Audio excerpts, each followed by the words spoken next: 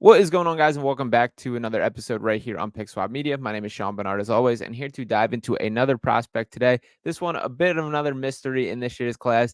Tidjane Salaun is how I believe you pronounce his name. Do not quote me on that one. I'm not 100% sure, but he is a guy that I would say has been one of the biggest risers of late when it comes to the NBA draft. He's got a really interesting game that he plays overseas over in France in the Pro A League over there. So in this video, we're going to take a look at what his stats are, a little bit of his breakdown and what he brings to the table, as well as watch some highlights and see how he looks like on film. So we'll start off by taking a peek at his stats here, pulling up the international stats. As I mentioned, he does play in France for Cholet over there. That looking at the overall average here, 9.0 points per game this season, 4.0 rebounds, 1.0 assists, 1.2 steal. This all being done in 22.7 minutes per game. Overall shooting 32.9% from beyond the three-point arc on 4.2 attempts per game. All pretty intriguing numbers there. I will say from what I've read that he took a massive shooting leap this specific year and shooting just 37.3% from the field overall. So not a great sign on that one. As you can see, 42.5% from inside the arc on 2-point field goals there. There are some concerns with his touch around the rim. Kind of some of his feel as a finisher does not seem to be particularly high. But before I get any further, this dude is 18 years old. This very much is one of those lottery ticket type upside investments that a team could be rewarded with. And to get a little bit more of a feel before I give my takes, I do want to defer to the Ringer here, their breakdown. I think they do a nice job in their draft content, and just did want to acknowledge somebody who has watched in a more regular basis than me. I'm more kind of from the scouting standpoint here, that I have not watched a full game for any of the French leagues. Did my best with the G League Ignite and a couple of the other overseas guys, but did not dive into Salaun specifically. So it is written that his pluses: he's a locked-in defender who's a nuisance off the ball, digging in to help on drivers, and using his long arms to poke at the ball. He's always contesting shots at the rim, playing with his arms up in passing lanes, and fighting through screens. With his length, quickness, and mindset, he has the traits to be a versatile defender who can switch across most perimeter positions. Experiencing the best season of his career shooting threes. He constantly moves beyond the arc to get himself open and shows an eagerness to call for the ball. He gets his feet set quickly, has a high, smooth release. If his shot is for real, his size could make him a major weapon. And I will say before we get to the film here that I do kind of believe in the shot. It absolutely has the look of a real deal one, but we will see a little more when we get there. He's also an athletic finisher who makes himself available for lobs at the rim by running hard on the break and staying active within the flow of the offense. He's always looking for chances to cut to the rim and set screens, both on and off the ball. He will be at his best if drafted by a team that utilizes lots of motion. And even though he needs to improve his decision making, he shows a real desire to pass the ball. If the flashes of shot creation turn into real results, he will lock himself in as a top pick. He has some nasty moves, but his off the dribble game remains a bit clunky at this point. And as far as the minuses here, that is written that needs to become a more fundamental on-ball defender to reach his full potential. He falls out of position and gets crossed up way too often. Lacks shooting ability off the dribble. His handle is loose. He often looks the part, generating space with side steps and step backs, but he often misses horribly with bricks off the backboard. Until this year, he's never been a good shooter, and there are some worrisome trends that his touch isn't what it seems. He lacks a reliable floater, struggles to convert touch layups, and still shoots only about 70% from the line. He's a sloppy passer who regularly throws the ball straight to defenders. He also has a tendency to rush simple plays and misread opponents. So the biggest takeaway from all of this is once again that this dude is far from a finished product. That I think the version of this player 5 years from now is going to be drastically different from the version of the guy that walks into the NBA from day one. So the team that is taking them should be aware that you were in it for the long haul, in it for the development. Now, let's take a look at a bit of his film here as I dive into some things. So you can see the size right away that he measures in at 6'10" with a long wingspan here, a 7'1" wingspan, weighs 203 there.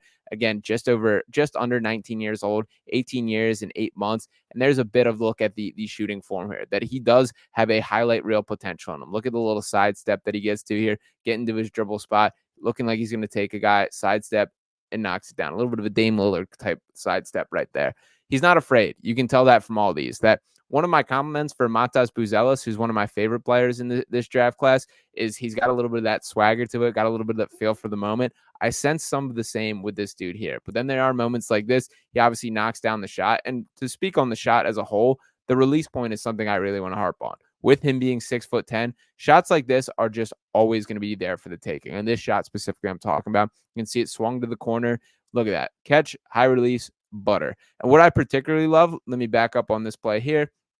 Then I'm going to freeze it here. Look at the way he creates his shot off ball. So at this current time, he's down in the post. He's doing this dance here. The set offense is swinging here. It looks like they're running a zone against him that he senses that it's this man's job to rotate, slides up, and creates a look for himself. That's some high IQ off-ball motion that might be more instinctual than anything, but the bottom line is that he created that, and there's another look there. That corner three, if he can hit that at a regular rate, I will tell you there is absolutely a place in the NBA for him. If you are 6'10" and have a reliable three-point shot, teams will give you an opportunity. And there is more to his game, but beyond just these jumpers that this film is going to get to. Here's a little bit of him, the catch and shoot three. He does look really comfortable, and there's a nice little buzzer beater there at the end of the quarter. I would like to get to the portion of him kind of attacking some closeouts. That's where some of the red flags pop up to an extent. Here's a nice little moment, though. I like this running the break, and look at him beating in this bottom corner here, beating his defender down the floor and getting up for the finish here. I kind of like, I see a lot of love for Zachariah Richey near the top of the draft. I'm almost throw them in a very similar category of like, they're both upside guys. I think there might be more in this dude's game, and he doesn't have these shooting numbers that a guy like Richier has. I'm definitely lower on Richier than the general consensus here. And here's a nice example of Salaun taking a guy off a dribble here. So the ball gets swung around. You can see him looking to attack off the closeout. Guy commits too much, and that's a tough finish there. He uses his length pretty well. And here's him jumping a pass lane, getting down the other end. The 1.2 steals per game is intriguing to me when you have a wingspan like he does at over 7 feet, that there's going to be opportunities for you to poke. And he is really mobile. That for a guy that is 6'10", he moves really well around the court. That is rare. That he moves like, I wouldn't say go as far as to say like a guard, but there is some feel for this guy is not a stiff by any means. And he does seem really comfortable with that pop out to the corner three and knock it down, but obviously shooting from all areas of the floor. His footwork as a shooter, I'm pretty impressed by. Like an opportunity, like when we rewind to the previous one, look at the way that coming over to the left side, look at how he gets his feet set. That it is a nice catch 1-2 and get the shot off one more time. And look, him coming, kind of drifting over. Look at the way he gets his feet set. That's not the easiest shot in the world. You're kind of coming across your body to create that one. So give a little bit of a hat tip there. There's another catch and shoot from three. Nice little cut on the back door there and gets up for the dunk. I like guys that dunk it. And for a guy, especially since there are some finishing concerns in his game, go up and dunk it as much as you possibly can. That is what I would like to see from him. Here's using a ton of physicality. I like this play a lot. So let's run this one back. So as you can see, starts off in the post, kind of makes a cut, has a guy on his back, fighting off a guy going for the steal, able to create, uses his physicality a little, then gets downhill himself with a little Euro step. That's a tough finish there. And that's not something that I think is going to be regularly in his bag, but nice to see that he's capable of it in spurts. It does look like he ultimately is going to be a swing shooter guy. A nice little instinct on an offensive rebound there. Good read, and that he is committed on that side of the floor. I have no idea what this dude's kind of ceiling and floor is. I have a tough time. I mentioned this with another prospect, but my brain has been broken a little bit with some of these international prospects, specifically Luka Doncic was the guy that did it, where I remember watching his game and thinking the pace that he plays with, the lack of athleticism, there's no way this can translate, right? And to this day, Luka Doncic is still not a high-level athlete, still a guy that plays under a slower pace than just about any other basketball player, and one of the 5 best players in the sport as a whole. So shout out to Luka, but he has made me question some of my analysis on some of these European guys here. I don't see that in his game. I don't see the flaws, which I kind of brought up when speaking about Nikola Topic, that there are some concerns with. Is this fraudulent? Is this not going to translate? I see a pop in Salaun's game. This is something where he jumps off the page a little to me, that he looks willing, he looks excited, he does not look afraid, and it doesn't look slow. The decision-making is really quick. That's a nice little spot up. Let's rewind this one back. Look at him with some light full court press here that he jets to the top, even above the free throw line, even above the three-point line, turns downhill and takes on a guy and challenges him. Now, that's probably not the best basketball decision. If I want to zoom it here, you probably should do the drop-off pass to your man over here, but I like that he had the stones to go up and try that. Ultimately was rewarded with 2 points there. Hoping to slide into let's bump this one a little bit and take a look at some of the playmaking and defense. So we're going to start as a playmaker here. Here's Salaun taking a guy off a dribble and creating a little cross-court path pass there.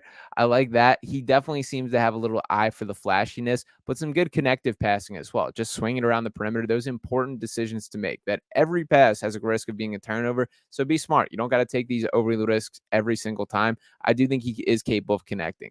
I don't love that pass. That worked out and ended up like a highlight reel. That was a poor decision in my mind to pass that one on the break.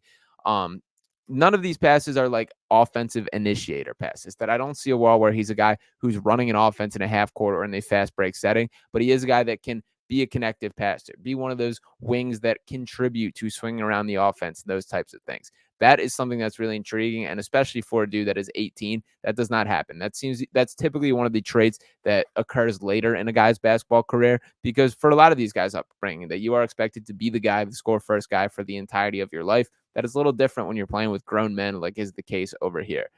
He, as I kind of mentioned, has been a draft riser of late, that I'm seeing his names climb higher and higher up board.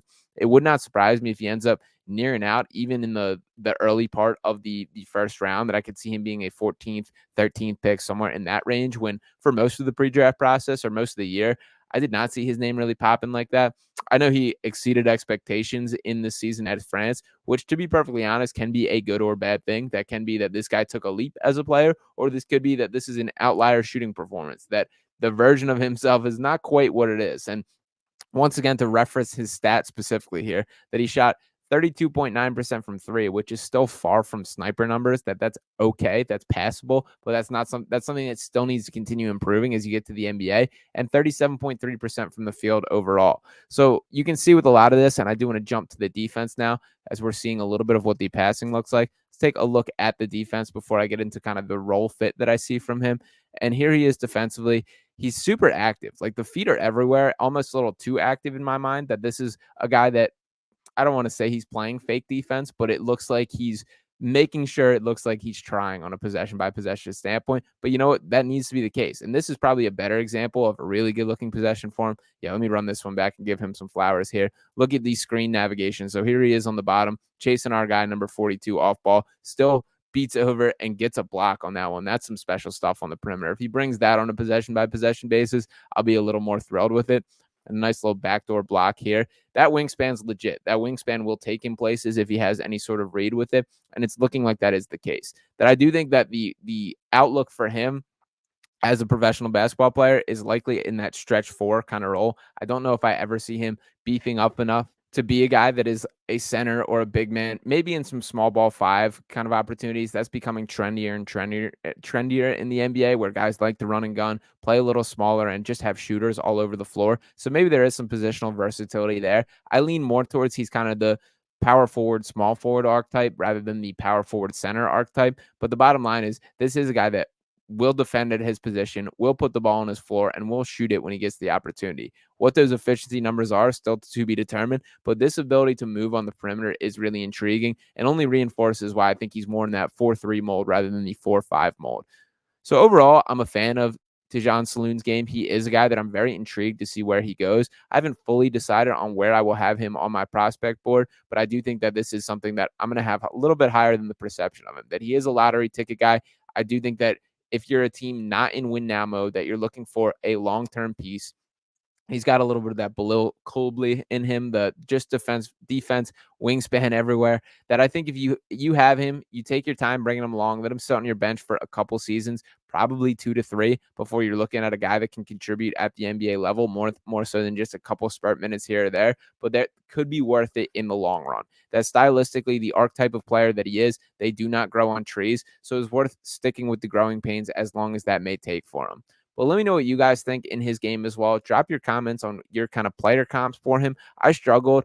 I think I'm going to go with I'm going to rock with Chandler Parsons as kind of my player comp here. There's a little bit of Michael Porter Jr. as well that I've seen some of that love, but I don't think he's got quite the sniper ability that we always saw from Michael Porter Jr. in his game. So I'll roll with Chandler Parsons, who is also a very good shooter. This always comes off insulting, but I do see some Davis Bertans in his game as well. Something along those lines. So let me know if you got anything better. Appreciate you guys for tuning into this video here. Make sure you are smashing the subscribe button right here on Pick Swap Media, dropping a like, and anything else that you got on your mind below. I'll be back ripping out some draft prospects throughout up until the actual draft itself. So appreciate you guys once again for tuning in, and talk with you next time. Peace.